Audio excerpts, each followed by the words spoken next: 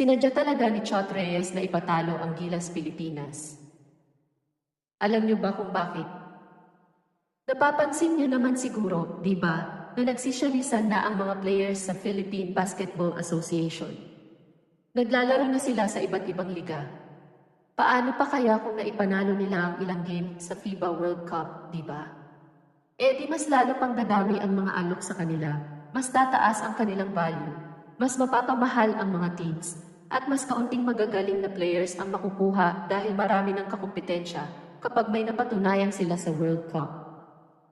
Kaya para maiwasan na mangyari ito, sinadya ng ASB at ni Chot Reyes na ipatalo ang Gilas. Walang matinong laro, walang maayos na preparasyon, dahil disadvantage para sa EP kapag nanalo ang Gilas.